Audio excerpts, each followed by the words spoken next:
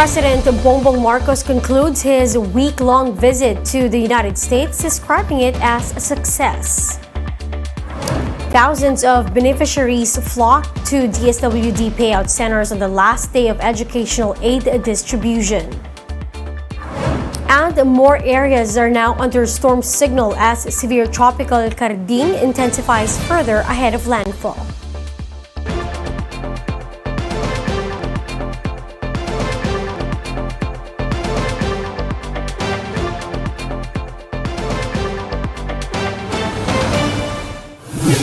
Fast, focused, and fearless. Here's a roundup of stories we're watching now. I'm Riza Diaz. We begin the newscast with the latest on Karding. The severe tropical storm has further intensified as it moves closer towards the Luzon landmass. Pag-asa last spotted its center some 475 kilometers east of Casiguran, Aurora, with winds of up to 110 kilometers per hour and gustiness of up to 135 kilometers per hour. Karding may intensify into a typhoon in the next 12 hours, and further intensification is expected prior to its possible landfall over Aurora or Quezon on Sunday afternoon. Tropical cyclone wind signal number 2 is now up over portions of Isabela, Quirino, Nueva Vizcaya, and Nueva Ecija, as well as the whole of Aurora. Now, the same goes for portions of Bulacan, Rizal, Laguna, Quezon, and Camarines Sur, as well as the whole of Camarines Norte. Signal number 1, meanwhile, has been raised over these areas flash on your screens, including Metro Manila.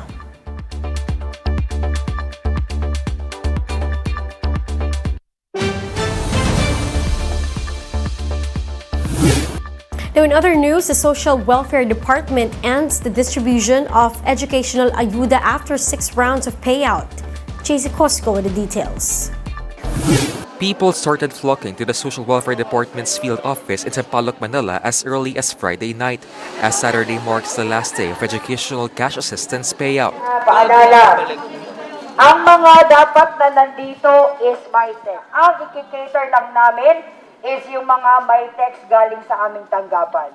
Despite this, many still tried to walk in, just like Annalyn, who even brought her 2-month-old baby at the payout site. Nakakapangina.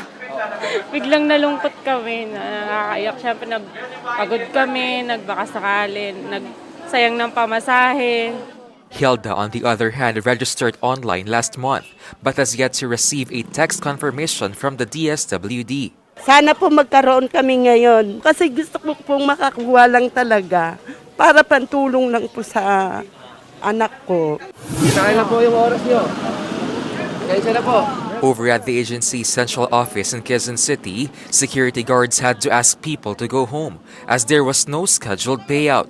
Last day na ngayon, hindi pa kami pagbibigyan. Nag-intay po kami ng ilang araw, ng ilang linggo. Sana naman po pagbigyan kami yung mga walk-in po kasi po, sa totoo lang po, napakahirap po humagilap ng pamasahe para lang po makuha. Still, many beneficiaries were able to receive the cash aid at other payout centers. Maribeth, for one, was handed out 8,000 pesos after lining up at the Quezon City Hall. Malaking tulong na po kahit 1K kasi wala po tayong mapupulot na 1K. Bibili ko po siya ng mga gamit talaga sa school kasi kulang na kulang pa po. Qualified beneficiaries who missed their payout appointment can wait for another schedule, but their slots are not guaranteed. Kasi intindihin naman din po natin na ang dami nga rin pong umaasa rito sa ating programa na ito. Yun nga lang, binigyan na po sila ng pagkakataon. Yung opportunity nga, sabi niya nila, knocks only once eh. As of September 23, over 1.3 billion pesos worth of educational cash aid has been disbursed to around 560,000 indigent learners. The DSWD said the payout may still be extended depending on budget. May makikita pa kami, may masisino pa po kami. Ay maaari pa po naming magawa ng paraan na kahit paano ma-extend pa po ito kahit konti. Overall, the DSWD said it is satisfied on how the 6 Saturdays of payout turned out. For News 5, JC Cosico, We Are One News. We'll be back with more stories after the break. Keep it here on One News.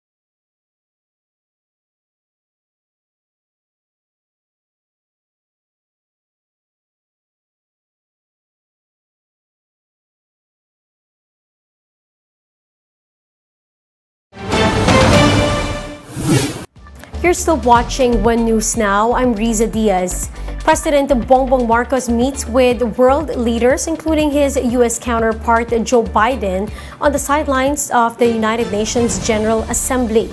Marlene Alcaide with the report. Despite their busy schedule, U.S. President Joe Biden met with President Bongbong Marcos at the sidelines of the United Nations General Assembly in New York. We're very happy for the opportunity to meet with you despite the schedules that we both have to deal with. You came a little further than I did.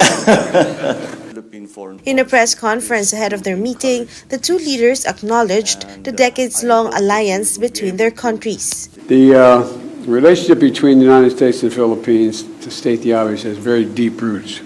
We've had some rocky times, but the fact is it's a critical relationship from our perspective. We have always considered the United States our partner, our ally, and our friend. Among the topics discussed by Marcos Jr. and Biden is the ongoing tensions at the South China Sea. I've spent a lot of time with not only the President of China, but others about the international waters and how they have to be respected. Marcos, in return, said the Philippines recognizes the U.S. crucial role in maintaining peace in the ASEAN region. The role of the United States in maintaining the peace in our region is something that is much appreciated by all the countries, the Philippines especially. U.S. President Biden also reaffirmed the U.S. ironclad commitment to the Mutual Defense Treaty. This treaty compels the U.S. and the Philippines to come for each other's defense if one is under attack. Marcos also took the opportunity to thank the U.S. for donating COVID-19 vaccines to the Philippines. With the provision of up to almost 36 million doses of vaccines very early on, ahead of some of the other countries, and for that we are very grateful. Other topics covered by the bilateral talks include energy security, climate action, and food security. Currently, the president and his economic team are pursuing more foreign investments from the U.S. According to officials, there are already exploratory talks with various companies. A modular power plant firm, for one, has expressed interest to invest in the Philippines. Such investments are expected to generate more jobs for Filipinos. For News 5, Marlene Alcaide, we are One News. Meanwhile, Marcos Jr. claims that the Philippines has no territorial conflict with China. During his meeting with Asia Society in New York, Marcos reiterated his stand in asserting the country's sovereign rights, but noted that his administration will continue to work with concerned parties to resolve issues through diplomacy. Recall that Beijing has repeatedly rejected the 2016 arbitral ruling that invalidated its sweeping claim in the South China Sea. The position that the Philippines takes is that we have no territorial conflict with China. What we have are China claiming territory that belongs to the Philippines. We have been consistent and we'll continue to toe that line. That our foreign policy, the main principle behind all that we do are two things: peace and the national interest.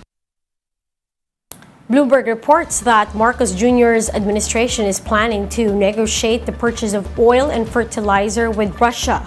The president emphasized that the country's national interest overrides any potential concern over the Ukraine invasion.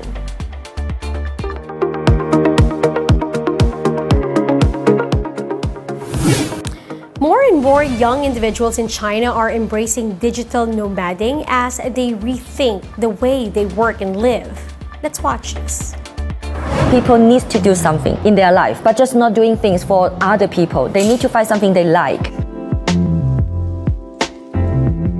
As the world moves on to living with COVID, China is still sticking to a COVID-0 policy that locks down streets and even whole cities to stamp out any flare-up of cases. This forces many to rethink the way they work and live. I'm here in Dali, Yunnan province, which has long been known for being a backpacker's paradise. It's increasingly becoming popular for digital nomads, young people who are attracted to its laid-back lifestyle, low cost of living, and a community of like-minded people. Daniel Ang became a digital nomad in 2019 and now runs a co-working space for those who wish to embrace this lifestyle. Do you think this could be the future of work? Well, I think so, because on the one hand, people are really sick of the company cultures in China. They have to work like really long hours, and they don't really have a life. More startup companies, more tech companies, they embrace the idea of working remotely. If you're a startup in Shanghai or Beijing, they have to spend like 20, 30K per month to hire a programmer. But if you put the job remotely, you have to pay only 10 or 15. And so there will be more employees becoming a digital nomad. I was tired of the life in Beijing, like the typical 9 to 7. And then I took a gap year in South America. After that, my friend told me that's a digital nomad lifestyle. So I was like, why not? As the trend grows, it could potentially help reduce China's surging jobless rate among young people who can no longer rely on traditional employment with the slumping economy and tech giants firing workers. Working online is already a very good solution for many young people. I make the same income as I made in Beijing, but I live in the countryside. I spend a lot less. When people, they kind of retire from the first tier cities, they come back and they start to do something in their own town, which is like somewhere like Dali. It's very good for the local economies because more and more people come to live in this town.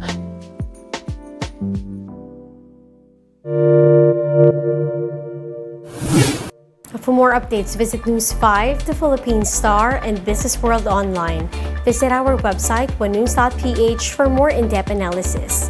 You can also catch One News on Signal Play app. Register for a free account now at www.signalplay.com and stream One News live anytime, anywhere. I'm Riza Diaz. We are One News.